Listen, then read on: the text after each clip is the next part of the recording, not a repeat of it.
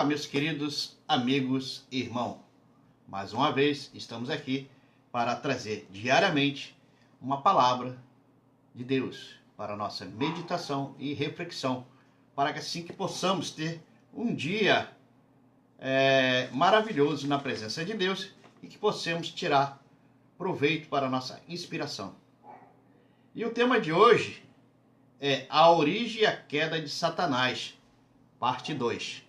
Onde foi a parte 1, né? Onde nós falamos dentro da teologia o que significa cada parágrafo dentro do texto básico de Ezequiel, de 28, de 13 a 19. Onde a gente falamos teologicamente, porque os grandes teólogos definiram o que estava escrito. Hoje nós vamos falar também dentro da teologia, mas já com entendimentos meu e de alguns pastores, né? Não dentro daqueles grandes filósofos e teólogos que tivemos muitos na antiguidade, né? Como Sócrates, Armênio e outros que agora me falha a memória, né? Então hoje nós vamos falar mais dentro do nosso contexto, dentro dos dias atuais. Quem foi Satanás? Quem o criou? Por que o criou? A sua origem e o final, a sua queda. Ontem já falamos esse mesmo versículo, esse mesmo texto, mas um pouco assim fechado, né? Porque Satanás era um dos querubins mais importantes lá no céu. Vamos à nossa meditação. Na história do universo, nunca houve e nem haverá maior traição. Isso. A maior traição foi essa. Foi o querubins querer ser maior do que Deus, né? O mais conhecido como Lúcifer, ou seja, o anjo da luz, que mais tarde ganhou o nome de Satanás. A criatura que representava a maior magnificente obra de seu Criador, ressentiu-se de que sua glória era apenas emprestada e de que o papel que lhe estava destinado era o tão grande somente refletir a infinita majestade do Deus que lhe deu o fôlego de vida, né? Então ele foi criado para isso, para refletir o brilho de Deus, né? Desta maneira, nasceu o coração de Lúcifer. Em uma última análise, no recém-criado universo moral, o desprezível impulso da rebelião. Esse impulso originou a insurreição angelical, que foi mais terrível sedição na história em todos os tempos. Na questão preliminar, por mais importante é original, quem tenha sido essa rebelião angélica, a escritura não inclui um registro específico ao tal acontecimento. No Antigo Testamento, Satanás aparece pela primeira vez no relato da queda de Adão, lá no Gênesis 3, né? Quando ele tentou a Eva e conseguiu lubriar a Eva e levar esse casal magnífico que Deus tinha ao pecado. Ali, no entanto, a internet deu uma caída, mas voltou, graças a Deus. Ali, no entanto, ele era o tentador caído que seduziu os primeiros seres humanos ao pecado. Dessa forma, já no início da Escritura, a queda de Satanás é tratada como um fato verídico e verdadeiro. Mas por razões que não são esclarecidas em nenhum lugar, o próprio relato de sua queda está ausente nesses registros. Ainda assim, o evento é lembrado 2 vezes nos escritos dos profetas, por o profeta Isaías, em meio a uma inspirada diatribez contra a Babilônia. Isaías, capítulo 14, de versículo 11 ao 23. E mais tarde, por o profeta Ezequiel, quando ele representa durante o rei de Tiro, em Ezequiel 28, de 11 a 19, que a gente refletimos e falamos ontem. Essas duas passagens contam-nos a maior parte do que sabemos sobre a queda de Lúcifer, ou seja, Satanás. Entretanto, aqui temos algumas dificuldades exegéticas. Em ambas as passagens, a menção da rebelião de Lúcifer aparece brutalmente num contexto que não trata especificamente de Satanás.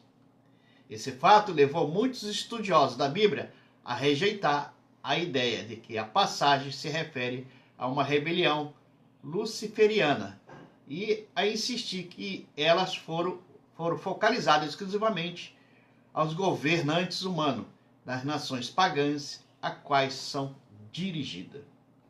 Além disso, é preferível entender que o profeta Isaías e o profeta Ezequiel propositalmente queriam levar os leitores para além dos crimes de reis humanos, guiado até a percepção do grande arquetipo do mal e da rebelião, o próprio Satanás.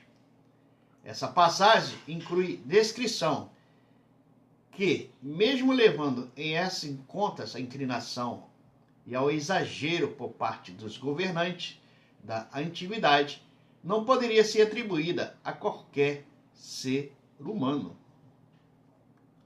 O emprego da primeira pessoa do singular, por exemplo, eu subirei, exaltarei o meu trono, me assentarei, né? Está escrito em Isaías 14, do versículo 13 ao 14. Referiria a um nível de ostentação indicativo de insanidade, caso fosse proferido por um mero ser humano, mesmo se tratando de um dos monarcas pagão babilônico, que assim mesmo divinizava. E tal rei de Tiro poderia ser descrito como cheio de sabedoria e formosura, perfeito nos teus caminhos, desde o dia que foste criado. Ezequiel 28, versículo 12 e 15. Além disso, a Bíblia ensina explicitamente que a perseveridade do mundo invisível é influenciada e animada por um domínio povoado por espíritos caídos, invisíveis aos olhos humanos. Está escrito em Deuteronômio, capítulo 10, versículo 12, versículo 13. Também está escrito em Efésios 6, versículo 12. É que sua campanha traiçoeira é condenável de frustrar os propósitos de Deus. Verdadeiramente, esses espíritos maus são dirigidos por Satanás, o Deus com D minúsculo deste século. 2 Coríntios, capítulo 4, versículo 4. É característico dos escritores bíblicos fazer a conexão ou a ligação entre o mundo visível e o mundo invisível. Isso de forma tão abrupta que pega o leitor momentaneamente desprevenido. Quando o apóstolo Pedro expressou seu horror antes do pensamento da morte de Jesus, o Senhor respondeu: arreda Satanás.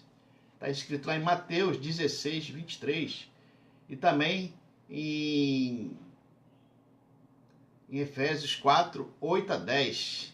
De forma semelhante, repetidamente, sem aviso, o profeta Daniel pula de uma descrição profética sobre Antíoco Epitáfio. Deuteronômio 11, versículo de 3 a 35, fala sobre isso. Para a descrição similar do anticristo, dos tempos do fim.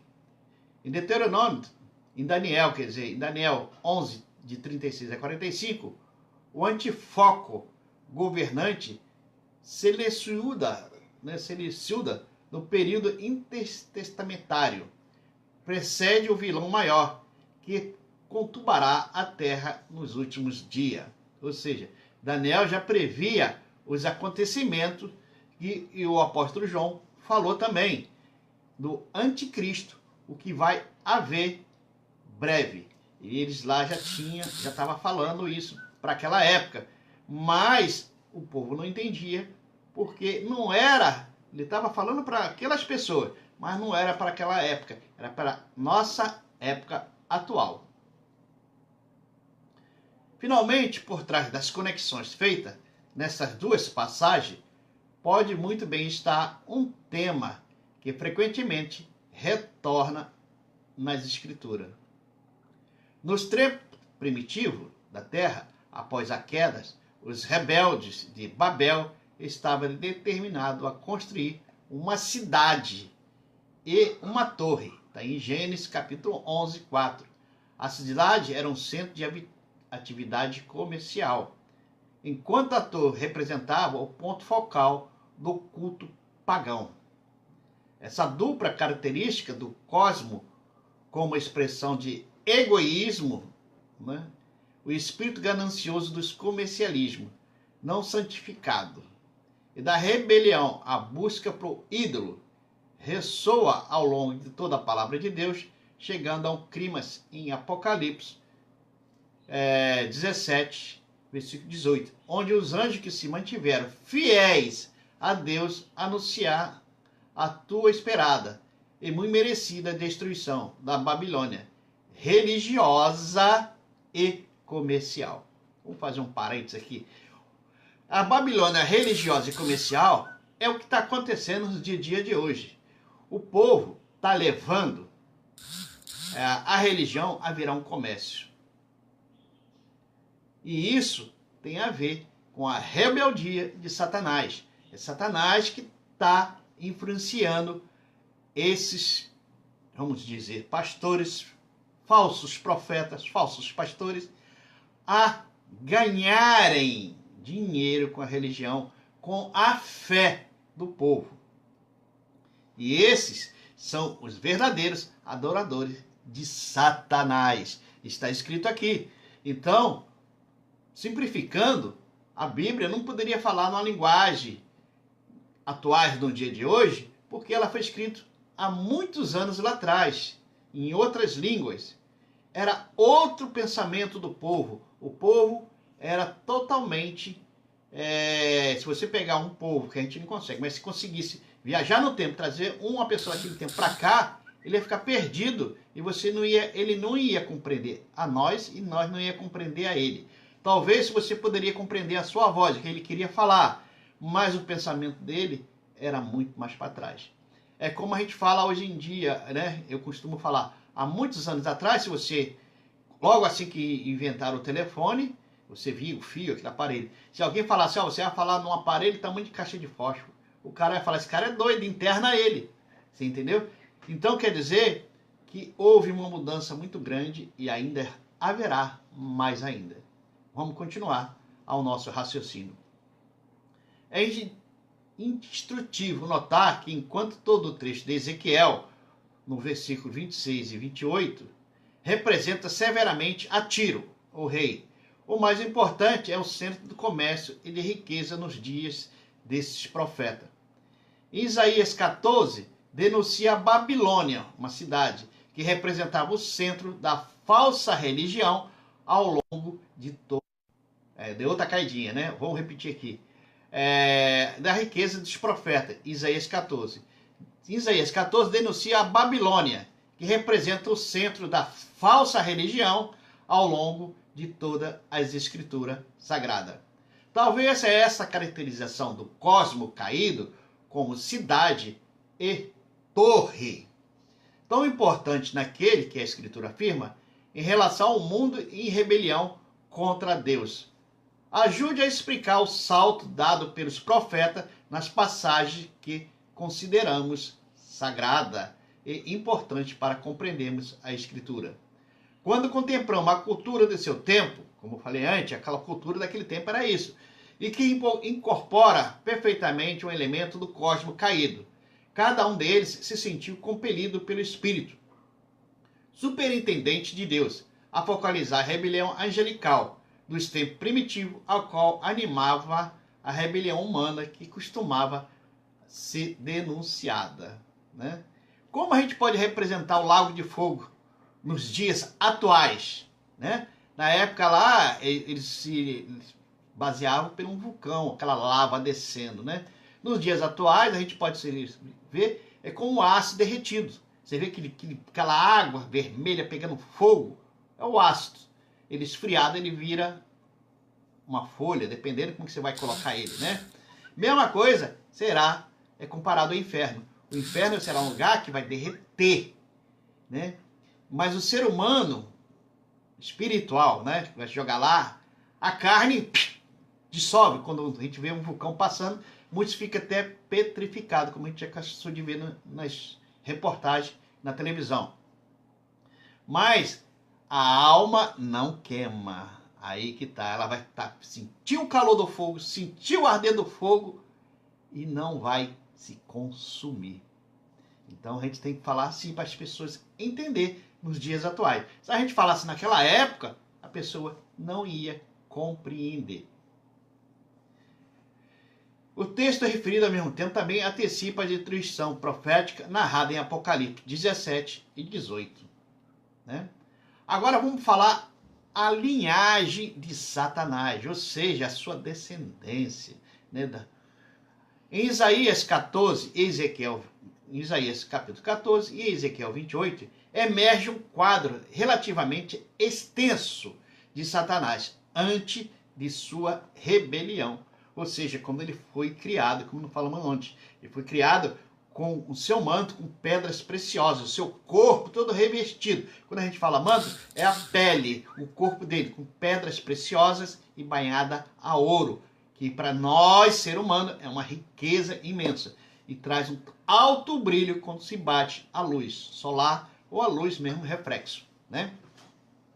E isso aí era para refletir a luz de quem? A luz de Deus. Sim, quando ele estivesse regendo lá, os anjos lá à frente do coral celestial, o brilho de Deus ia bater nele e ia se refletir a glória de Deus no espaço celestial. Mas ele se achou melhor do que Deus, maior do que Deus, né? Porque faltou inteligência. Ele tinha que ver quem me criou, quem me fez, foi Deus. Ele é maior do que eu, né? É como eu costumo falar, o filho, o nosso filho, às vezes não dão a atenção ao pai. Mas quem criou o filho foi o pai e a mãe. Ou seja, os dois germinaram e fizeram nascer aquela pessoa. Se não tivesse o pai e a mãe, ele não ia nascer. Então ele não é melhor do que o pai, nem melhor do que a mãe. Então ele se acha melhor, porque às vezes tem um pouco de estudo, porque às vezes ganha muito mais, ele se acha que o pai dele não vale nada. Né? Mesma coisa, trazendo para os dias atuais, que eu trouxe agora. Mesma coisa foi Satanás. Foi Deus que fez ele. Ele se achou melhor do que Deus. E isso aí foi o orgulho e a sua perdição. Continuando aqui. Sua pessoa. Ele foi o mais exaltado de toda a criação. Sim, Deus exaltou ele, né? Da Ezequiel 28, 13, versículo 13 e 15. A mais grandiosa obra de Deus. Um ser celestial, radiante, que refletia de maneira mais perfeita o esplendor do seu Criador. Que eu acabei de falar, né? Era para resplandecer a glória de Deus. Assim ele, apropriadamente chamado de Lúcifer, né? Que significa luz. Essa palavra vem de uma raiz hebraica que significa brilhar, né?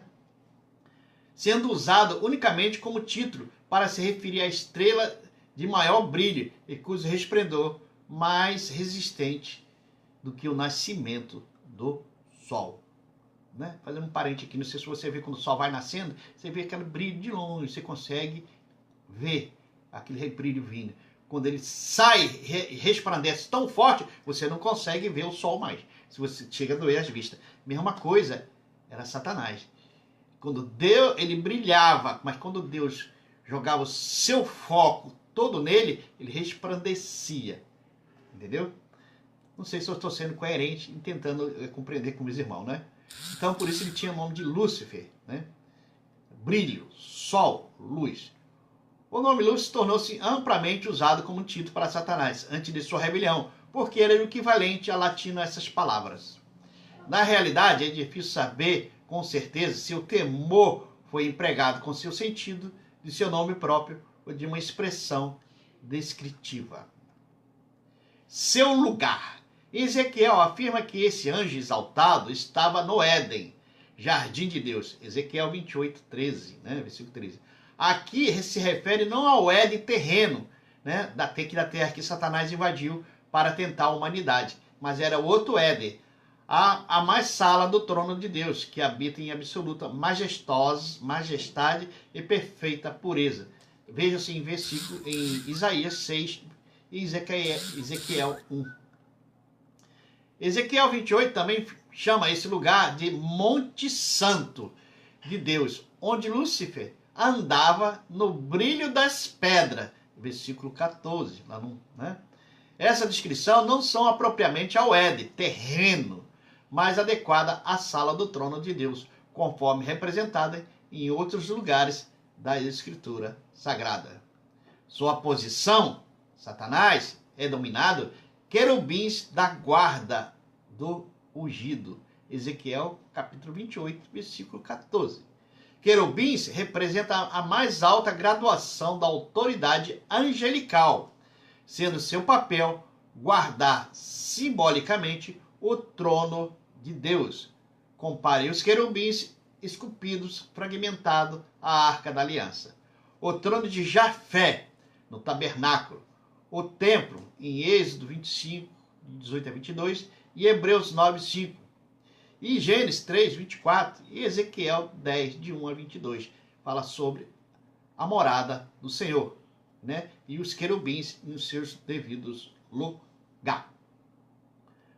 Lucifer foi ungido, ou seja, foi consagrado, né, por sentença deliberada de Deus.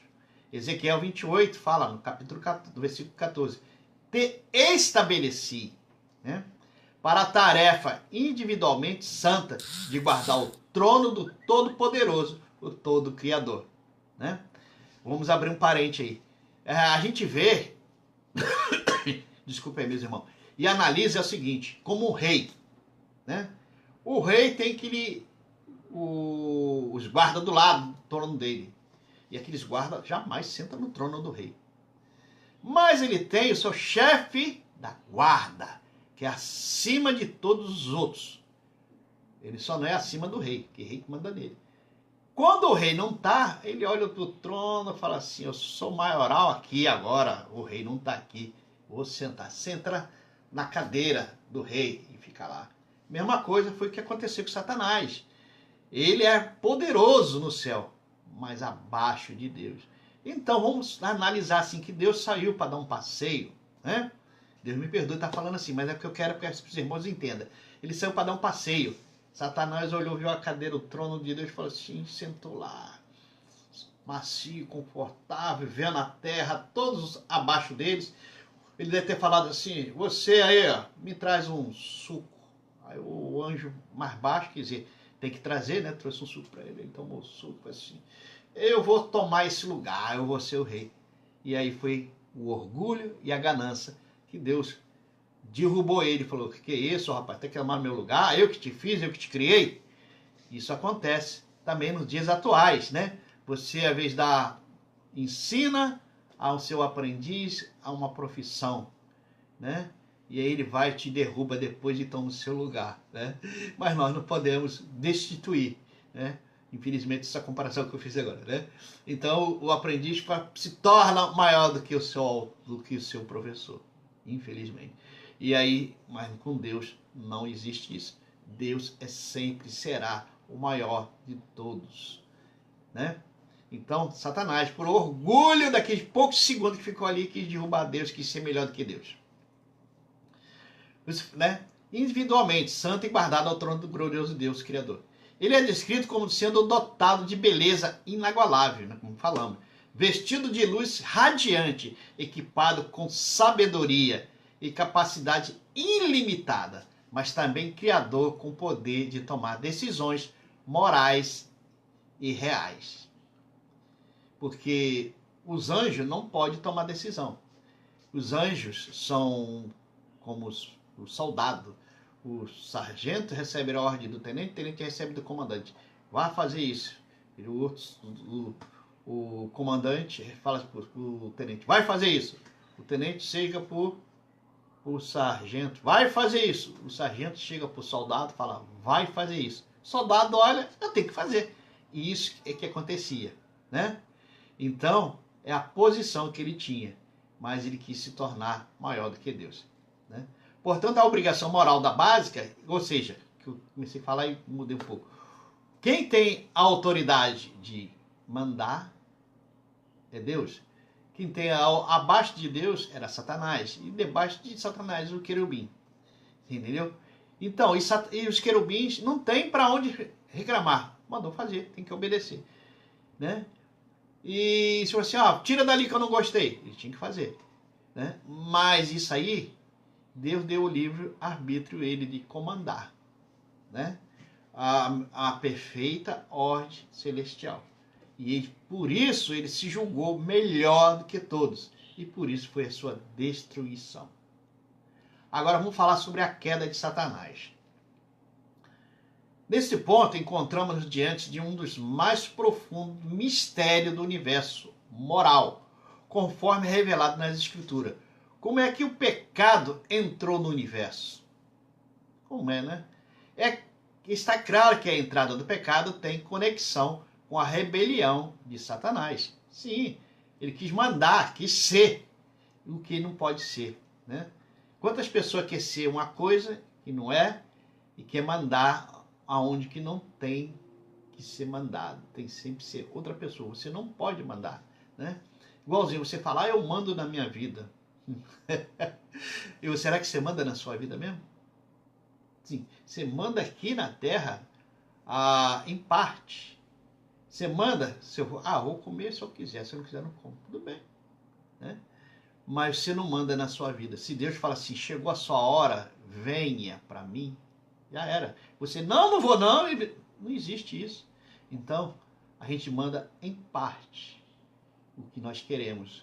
Mas a parte maior que nos governa, e essa parte maior quer que você se dedique e que você entregue. E lembre-se, Ele que manda em mim, Ele que vive em mim, Ele que governa em mim, ou seja, Deus, né? E Satanás não quis essa parte, ele quis ser maioral.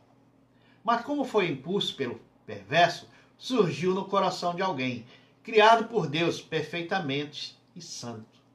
Diante de tal enigma, temos de reconhecer que as coisas encobertas, de fato, pertencem a Deus. As reveladas, no entanto, pertencem a nós. Deuteronômio 29, 29. Talvez tem muita gente que indaga, por que aconteceu isso? Por que Deus aconteceu isso? É a vontade dele. Você quer saber o que passa na cabeça de Deus? Você quer ser o enigma? Você quer saber mais? Quer mandar mais? Não, não existe isso. E cuidado que isso aí pode se tornar um pecado gravíssimo. Em três dessa realidade, claramente revelada, merece ser enfatizada. Agora vamos dividir em três.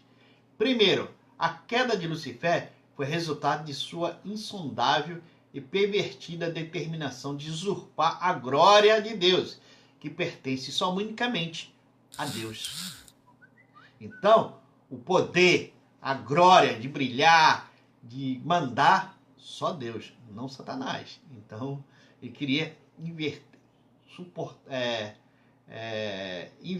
e tomar, usurpar, né? A gente costuma falar aqui no português mais claro, uma pessoa fala que é policial na rua, né? E não é policial, não foi investido, não fez uma academia e não teve assinatura do governador, tornando ele como o policial. E ele fala assim, não, eu sou policial. Muita gente não quer estudar medicina, frequentar as faculdades, etc., para no final passar pela uma bancada aprovadora e ser investido. Ou seja, você agora é médico formado e detalhado. Muitos só porque entende um pouco de remédio, entende alguma coisa, fala assim, eu sou doutor. E começa a vez praticar a medicina e até tira a vida. Isso que significa usurpação da função. E isso é crime nos dias atuais, como também a usurpação de crime, como aconteceu com Satanás, querendo usurpar o poder de Deus. Não sei se foi compreendido, né? Esse fato explica uma série de 5 afirmações que emprega verbos na primeira pessoa do singular, conforme registrada em Isaías 14, versículo 13 e 14. Nisso consiste a essência do pecado, o desejo e a determinação de viver como se a criatura fosse mais importante do que o Criador. Vamos agora para o segundo. Segundo, Satanás é inteiramente, exclusivamente responsável por sua escolha perversa. Nisso existe uma dimensão inescrutável. Alguns têm argumentado que Deus deve ter sua parcela de responsabilidade por este e por outros crimes, porque, caso fosse seu desejo, poderia criar um mundo em que tal rebelião fosse impossível. Aí também é uma coisa fora de série, né? Querer que o Deus dá o livre-arbítrio, como deu a Satanás, dele poder fazer as coisas certas, né? Que agradasse a Deus. Como Deus também nos deu o livre-arbítrio de escolher o bem e o mal, né? E você tem que escolher, saber pesquisar, estudar e ver o que é bom para você.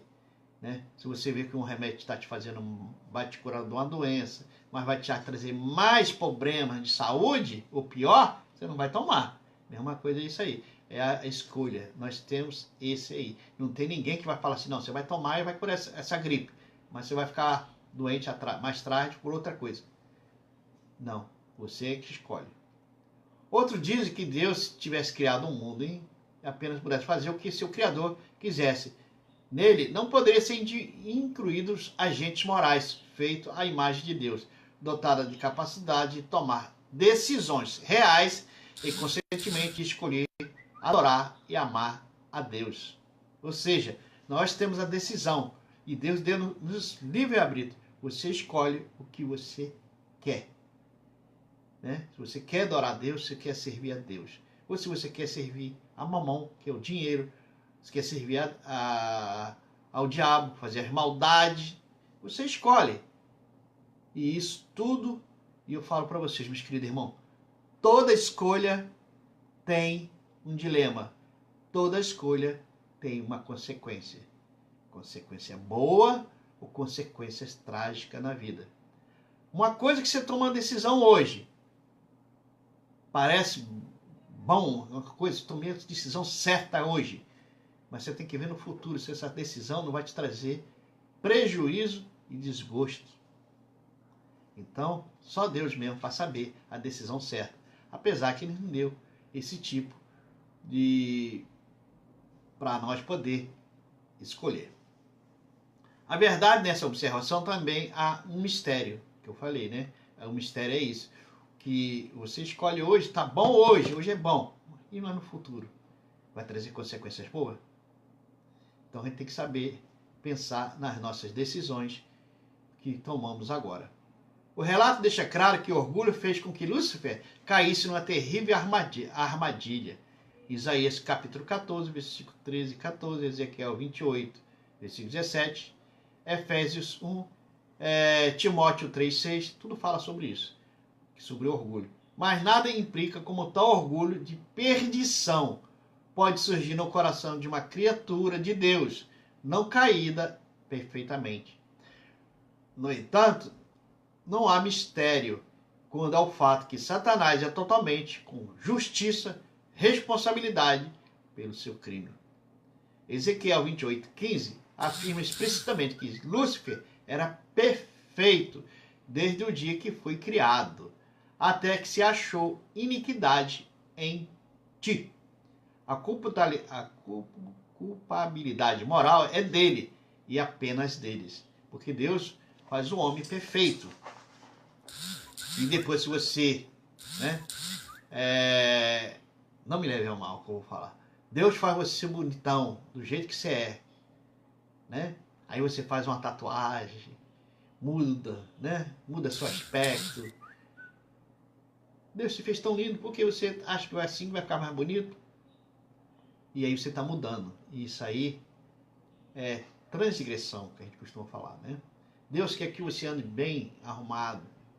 Deus quer que você ande cheiroso. perfumado, um banho cheiroso. Aí, com todas as pessoas que chegam perto de você. Agora, se você não toma banho, é fedorento, ninguém quer ficar perto de você. Então, isso quer dizer que é o pecado. Entendeu? Quando você está cheio de pecado, os anjos do Senhor afastam da gente, afastam da nossa vida. O único que não se afasta é Deus, mas ele fica te observando e fazendo que você sofra para você colocar na sua mente, ver aonde você errou e voltar para aos braços do Senhor. E finalmente, por causa da sua rebelião, né, tudo que você faz tem uma consequência, Satanás se tornou arqui-inimigo de Deus e de tudo que é divino.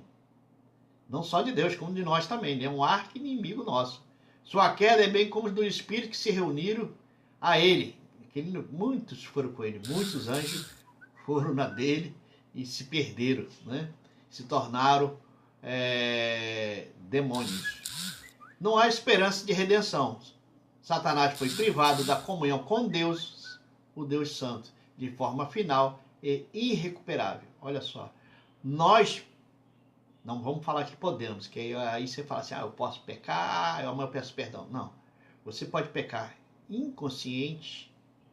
Do momento que você sabe que é pecado e está fazendo, tem um peso. Do momento que você faz uma coisa que vai trazer prejuízo e pecado para você, tem outro peso. Então, mas tudo isso, Deus coloca na balança e poderá te perdoar. Agora, o orgulho de Satanás, Deus não perdoou. Nem ele, nem aos anjos, porque eles não tinham esse livre-arbítrio de escolher. Foram criados para servir e para adorar a Deus. Então, o propósito dele era esse. É igual nós humanos. Deus nos criou para que nós o adoremos, o busquemos cada vez mais. Nosso propósito é isso. Vivemos uma vida em comunhão com Deus, né? Então essa vida nossa, a gente tem que agradecer todos os instantes a Deus e estar sempre em comunhão com Deus. O que você ganha com isso? Muitas bênçãos. Nada de mal chega na sua casa, na sua vida, né? Chega sim, algumas coisinhas, algumas preocupações, mas Deus está ali, os anjos do Senhor estão ali para te livrar, porque você está em comunhão com Deus. E essas coisas que chegam é o nosso arqui-inimigo que fica tentando nos atrapalhar a nossa comunhão com Deus. Então, o que eu quero dizer, fique firme com Deus, porque o nosso arqui-inimigo não dorme, né? Nós, ser humano, dormimos para relaxar, descansar, né? E ter mais vigor para outro dia. Mas o nosso inimigo não dorme. Ele está 24 horas maquinando um jeito de destruir, meu irmão, você, de destruir a mim, de destruir a família. Satanás não tem família, ele odeia a família. Quando eu vejo um pai, uma mãe com seus filhos alegres, louvando a Deus, cantando na igreja, se divertindo em casa, com aquela vida sadia, né? Até no churrasco em casa, você está com a família, tudo aquela glória que você sente, a glória é a alegria, aquela alegria que você está com seus filhos, seus netos, bisnetos, tataranetos, né? Tá ali todos festejando, né? Você fala assim, eu nasci daquele meu avô que nasceu. É a árvore genealógica, é uma coisa tão linda, né? Satanás não tem isso. Ele só tem os anjos caídos com ele. E ele não gosta disso, quer destruir. Por isso que ele luta 24 horas, ele não dorme, para não deixar o homem ter comunhão com Deus. Então, meu querido amigo, meu querido irmão, estudamos ontem e hoje sobre Satanás. Você já sabe como ele foi criado. Qual era o propósito dele que ele foi criado, né? E muitos ainda indagam, mas por que Deus, sabendo que ele ia pecar, ia errar, mas Deus deu o livre-arbítrio também para ele. Não totalmente igual ao nosso, mas deu uma parte de livre-arbítrio, que ele poderia exercer a sua função, igual uma governanta aqui na nossa casa. Quem pode ter uma governanta, tem dinheiro, né? Tem uma governanta, você não se preocupa com comprar comida, você não se preocupa com limpeza, porque você deixou alguém incumbido de fazer e de mandar na sua casa, né? Quando você não está, para fazer todas as coisas funcionárias, né? Andar direito. Então, e essa pessoa vai, te joga na rua e ficou com a sua casa, ficou com seus bens. Foi isso que tentou Satanás, de tirar Deus da sua glória e assumir a glória de Deus. E Deus não perdoou, lançou ele aqui na terra, junto com todos os demais anjos que estavam junto com ele, né? E esses anjos estão, que a gente chama de anjo, entre aspas, mas que são demônios, estão aqui na terra para atrapalhar a vida do ser humano, para cada vez mais desarraigar, tirar o ser humano do caminho de Deus, para que eles, quando forem condenados à morte eterna, à prisão eterna, eles não querem ir sozinhos, quer levar todos nós e quer levar um grande contingente da humanidade. Infelizmente, muitos vão perecer, muitos vão com eles para o lago do fogo eterno. Mas muitos também irão com a glória de Deus, né? E eu luto aqui na terra, junto com Deus, junto com meus anjos, os anjos celestiais, para levar as boas novas, para que você, meu amigo, meu irmão, que está escurecida a sua vida, a sua mente, para não ver o pecado, né? E cair em desgraça. Eu quero que você se fortaleça cada vez mais, que você possa ter comunhão com Deus cada vez mais, para que possamos um dia morar no céu, que esse dia está próximo, né? Deus vai vir e vai resgatar todos os que são fiel a Ele, todos que o adorem em santidade e em verdade e de coração, tá bom? Fica aí a mensagem, terminando hoje, sobre, eu ia botar esse nome de diabologia, mas depois é muito pesado, eu falei, não, vamos botar esse nome aqui mesmo, a origem e a queda de Satanás, né? Por que ele caiu? Cadê o orgulho? Cuidado com o orgulho na sua vida, meu irmão. Nós não temos nada. Tudo que temos pertence ao Pai Celestial, que nos deu para nós usarmos de maneira sábia, de maneira inteligente e também de compartilhar com nossos irmãos que estão menos favorecidos, né? E se você tem mais, ajuda seu irmão. Seja em saúde, seja em uma palavra de conforto, seja até em alimentação. Temos que ser uma família, unidas, num só propósito, num só Deus, num só Criador. Tá bom? Fique com Deus, que Deus nos abençoe e até a próxima mensagem, que Deus vai assim me inspirar a escrever, a pesquisar nas Escrituras e trazer para todos vocês e para mim também crescer cada vez mais. Amanhã, sexta-feira, vamos estar no monte a partir das 11 horas, né? Não é que um monte é lugar certo, é um lugar melhor, né? Porque a Escritura fala, você entra no seu quarto, fecha a sua porta. Mas você está em casa, alguém vai bater na porta, o vizinho vai ligar um rádio alto, ou alguém vai tocar a buzina lá no portão, vai te chamar. Lá no monte, não sei se saiu daqui de casa para lá, só vai estar você e os irmãos que foram decretados, né? Que sentiram, quando eu falo decretado, tá lá com Deus. Ah, não vai ter ninguém para te chamar. Ô, fulano, vem cá, vamos ali. Não tem. Você está exclusivamente ali, preparado para orar a Deus. Então eu acho muito bom. Porque Jesus orou no monte para fugir do povo, né? Que o perseguia para querer saber mais das suas palavras, né? Então ele queria um lugar reservado para falar com o Pai. E nós também entendemos que o monte é um lugar reservado para nós, é aberto ao mundo. O mundo que quiser ir lá, as pessoas que quiserem ir lá, tudo bem. Mas é um lugar reservado, porque lá ninguém vai te perturbar, ninguém vai te chamar, ninguém. Enquanto você estiver lá, você está desligado aqui da terra. Você está ligado com Deus e Deus contigo. E ali você tem um lugar. O único barulho que a internet deu uma caidinha. O único barulho que você sente lá no monte, escuta, são dos passarinhos, dos bichos e do vento batendo na brisa, né? Assim, do mar. Eu moro aqui na praia, né? Deus me deu essa felicidade. Então, a gente está lá no monte, olhando, aí você vê o mar, a imensidão, vê a cidade lá embaixo. E ali você olha para o alto, você vê as estrelas e sente a presença de Deus na nossa vida. Então, se você quer uma palavra de uma oração, se você está precisando de uma oração, eu costumo falar oração forte, mas toda oração é forte. Mas se você está com problema familiar, escreve seu nome. Eu, João, estou com problema familiar. Não precisa contar qual é o problema, só isso, familiar. Eu estou com problema de doença, não precisa falar qual é a doença. Eu estou com problema de desemprego, eu preciso arrumar um emprego. Então nós vamos levar esses nomes, não é fogueira santa, meu irmão. Não mistura nada com isso. Nós vamos levar esses pedidos, vamos botar numa vasilha lá e vamos colocar fogo. Porque o fogo faz fumaça, e fumaça entra nas narinas nossa. Então, o seu pedido terá que ser um cheiro suave e agradável a Deus. E Deus vai ver se você merece, né? ser contemplado com essa bênção. Então, acerte sua vida com Deus. Clame mais a Deus. E nós vamos levar o seu pedido e vamos interceder, vamos orar para que Deus possa atender o seu pedido e te agraciar com as suas bênçãos. É isso só que eu quero dizer. Quando a gente vai no monte, é isso. Eu vou muito mais para agradecer que Deus é muito bem comigo, com a minha família, com todos. Meus netos estão tudo forte, cada dia chegando mais um, né? Então, beijo a todos, que Deus nos abençoe, nos guarde e procure ficar cada vez mais forte com o nosso Senhor Jesus Cristo. Procure cada vez mais ler a sua palavra, buscar a sua presença na sua vida, para que você possa ser abençoado eternamente. Fique com Deus, não fique com o mundo. Não aceite as imitações que o mundo nos dá. O mundo dá muita coisa. Você pensa que é bom. Cuidado. Esse bom de hoje pode te levar para o inferno amanhã. Tá bom? Fique com Deus. Que Deus nos guarde e nos dê uma boa tarde.